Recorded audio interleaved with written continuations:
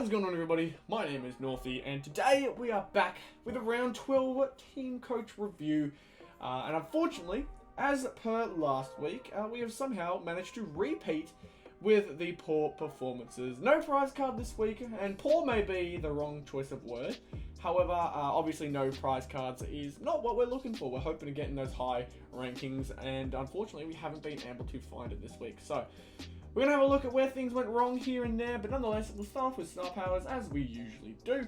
Now, a few things here to be happy with. Tom Mitchell did pretty well. He got himself 91 points, which isn't bad for all the choices that we did have. We'll take that from him. Bontempelli was a bit alright. Like, we expect 100s from him. He got the 91, which is okay, but could have done a bit more. Noah Anderson, he's gotten better, but he's pretty much bang average at the moment.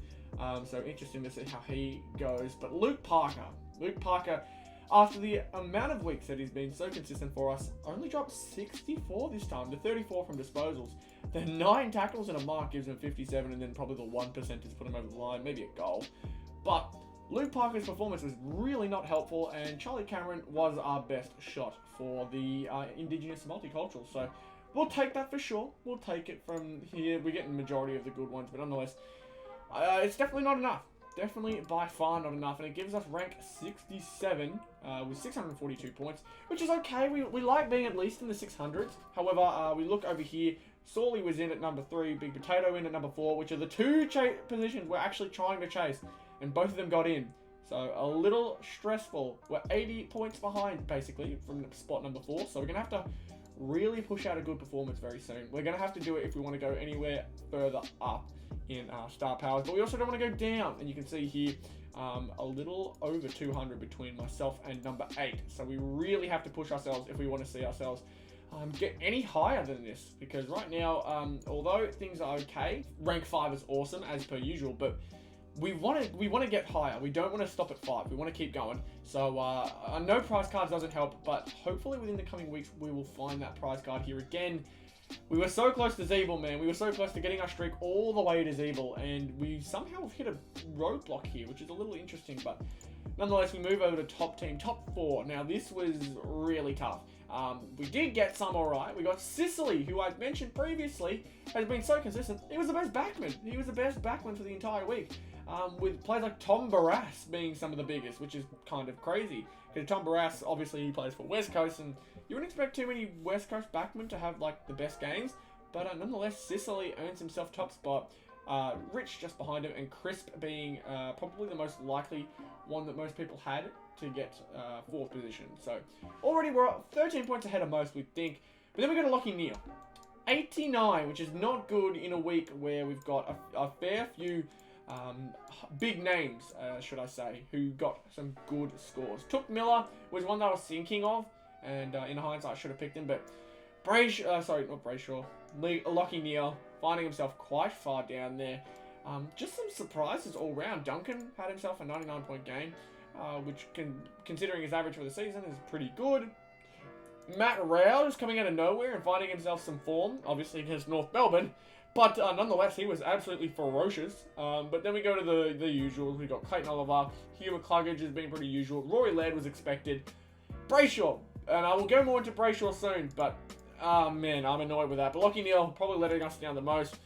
Go to Ruckman, of course. Max Gawn, after all the weeks that we've had him out, he now decides to put up a 131 point performance, 9 marks. It's the disposals, man. You got to find the one that gets the most disposals, and you always get the best Ruckman. It's very tough. But Riley O'Brien with a lot of headouts and 9 disposals. I couldn't believe it.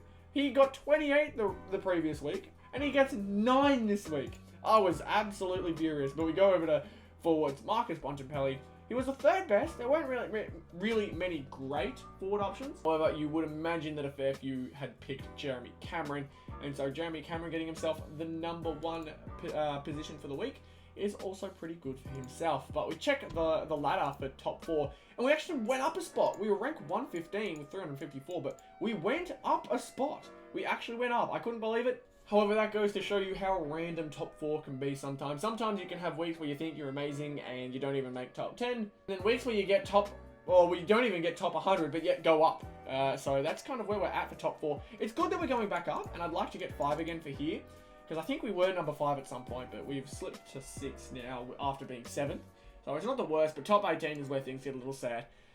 For the most part, we had some good choices. Clayton Oliver, he did himself really well. A good choice to have Roy Laird in, and the risky move, having Mills in, did pay off. However, we trusted Dunkley a bit too much. Only the 76 from him. And Andrew Brayshaw, who we took out the previous week, now drops 117. He has been so quiet for so many weeks in a row. And then pulls out that against Brisbane, man. That is nuts. Andrew Brayshaw is having himself a really good season. Probably in contention for the Brownlow medal. But man, does he frustrate me this season. He has been really frustrating. I think the biggest letdown probably was Dunkley and Riley O'Brien. Riley O'Brien for sure. But nonetheless, Tom Stewart. I think the Geelong backmen are pretty much the main story of this backline. For the previous week, we got Crisp and Sicily in there, so that's really good. But then we look down a bit. Blitzarves at 79, Lloyd at 77, Ryan 73, and Stewart getting injured during the game gets himself 39, which is a little scary. But we have a look here, some that we have picked in the past. Brayshaw would have been better. We have picked Hayden Young before, so he would have been a good pickup, but I probably wouldn't have gone with him anyways. Salem, I think maybe, I don't know 100% for sure, but Salem is a half-decent pick. It's just surprising, man. A few of the backmen that we did have, just surprising picks that didn't turn out well.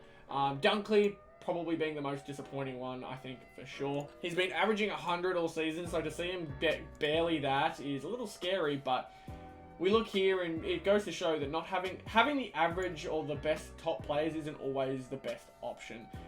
The best options this week probably would have been having from Rory Laird to Clayton Oliver all in that big line for us. Would have helped us, but nonetheless, that's unfortunately how it goes sometimes. But wow, was this an interesting one for the forwards. Isaac Heaney did improve. Obviously, it's not hard to get more than 44, but he didn't have his amazing game that we would have liked to see. So he gets 78 there. Bontempelli we went through before. De Goey had himself an okay game. I think Zach Bailey would have been the most notable pick, or most notable one to switch with, if we're being completely honest. And if I'm being honest with myself, Zach Bailey could have found himself a spot in there, but unfortunately we keep moving.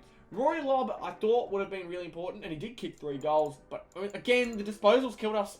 And as much as they aren't always important, they're the easiest stat to pick up sometimes, and missing out on those 2 points over and over throughout the game can come back to bite you. So unfortunately, Rory Lobb, only the 9. He only averages 11, but with the way he plays for the most of the season, we'd like to, for some of the games this season, we would have loved to see him go off against Brisbane. But I guess that just shows the dominance of the Brisbane backline. And Aaron Norton with 58, again, only the 10 disposals. It's why I don't like putting forward, full forwards and key forwards in at my top teams, basically, because they either have a great game and you love picking them, or they have a horrific game for their standards and become a complete non-factor sometimes. And this is kind of what Aaron Norton had. He did kick a goal, which is great, and had 5 marks, but really not the type of game that you'd expect from a man who a lot of people hope to explode. But Bailey Smith, I probably think, is the biggest loser this week. No goals, only 3 marks, not even 20 disposals from the man. That's kind of crazy. Unfortunately for Bailey Smith, he's just had a kind of a rough game this week, had a rough week. Obviously getting the 2-week suspension now, he's going to be out of people's squads for a bit. So unfortunately for some people who did get his star power with his card, that now becomes a bit useless. Man, if I had actually gotten the codes for Bailey Smith and Jack Steele with the eBay purchase that I got a while back, both of them wouldn't be useful right now, because Steele's out with the injury and Smith is out for a couple of weeks. So thank God that we just enjoyed them for the card value. But unfortunately for top 18, we jump out of the top 10. It is unfortunate. It's really unfortunate. Only rank 1, 2, 3, 1,447 points is nowhere near where we need to be to stay high up in these rankings. It's unfortunate for sure. We couldn't even get in the 1500s, not even the top half of the 1400s, which is just scary to think about. We got to find something. We got to pick this up. I don't know how people got 1600 this week. It was a very interesting one. You'd think that most people who did get 1600 just didn't have Stewart in, which is a really, really weird one. Not having Stewart in is very strange, and for some people it paid off. If you don't have Stewart, I guess you kind of don't have the option, but Stewart at the moment is like a go-to for everybody's backline. If you don't have Stewart in, you're probably not doing yourself any favours, but I guess I just knew he was getting an injury that night. Very, very interesting stuff.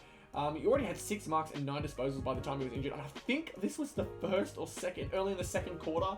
He was about to have another great game, and then the injury took him out, which is horrible. You don't like seeing it, but our 2 risky picks in Luke Ryan and Jake Lloyd kind of paid off. Lloyd got exactly 77. He got exactly his average, which is, it's okay. And Luke Ryan, I think, was a bit below. Yeah, he also was 77. A bit below his usual standards, which sucks for sure. But I think we'll have to switch up a lot of things coming into next week. Obviously, as some aren't playing, but we're going to have to find some new tactics, some new things to kind of rely on. Because this week, we clearly saw that the tactic we went for isn't working. We've got to stick with our guns sometimes, I think. And we'll see what happens. I'm trying to go for matchups, and I'm trying my best to, match my team with, like, the opponents they're coming up against. But sometimes they just have bad games. They just have bad games, and there's nothing you can do about it.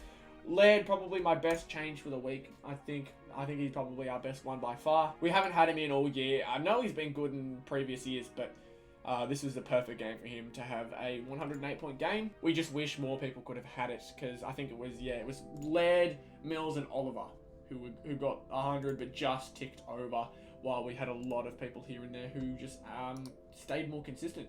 I'm just trying to think how people managed to get 1,600. How, like, good must have you been? You would have had Sicily, Rich, and Barash, surely. Your midfield must have been all 100s, or at least close to it, because there's no way that people just naturally picked out a 1,600 squad this week. That must have been an absolute task. Brayshaw and Miller, I think a lot of those people would have had. I think they must have had to, because, like, some of the picks this week, like, I don't think many people expected Taylor Walker. Maybe they did. But then again, you'd probably say the same about the likes of, like, Isaac Rankin. Isaac Rankin would have been a really, really good choice this week. I do have it, but he only got 61. He didn't have them, like, a most amazing game because they played North. So I can only imagine that the reason people would have picked these certain players is because of their matchups and just getting lucky. They did end up having that big game they were looking for. I don't know, there's just so much I can talk about with top 18, but it's not really too good. There's nothing too amazing to talk about, but we go over to our tips, and wow, was I wrong about the only home teams thing. We go down here, and 3 out of 6 is crazy for a week with only 6 games. Getting 50% is nuts. That's really hard to do. Hawthorn going down to Collingwood, didn't expect it. Melbourne going down to Sydney. Melbourne are now down 2 in a row after the crazy streak of games they'd won. They're now starting to slide.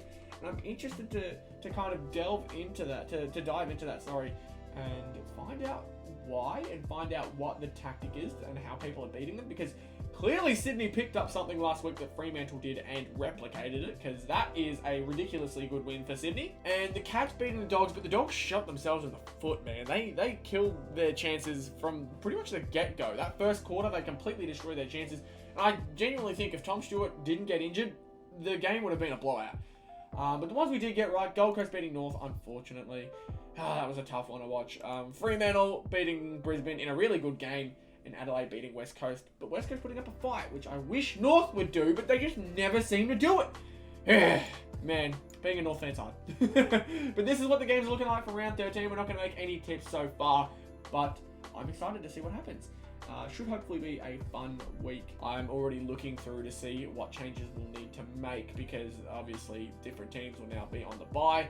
I wish it was North. I don't want to see North. Looks like the Dogs are out and all those, so we won't be seeing Bailey Smith for 3 weeks, it looks like. That is crazy. That's crazy. We're going to be without him for a while. But nonetheless, that is all for Teamcoach for the week, or for the round of 12. I don't know what I'm trying to get there. English is hard sometimes. I say it all the time, but thank you all so much for watching. If you guys did enjoy, be sure to leave a like and subscribe to the channel if you are new to the channel. Everything is always very, very much appreciated. And I'll see you on the next one. Goodbye.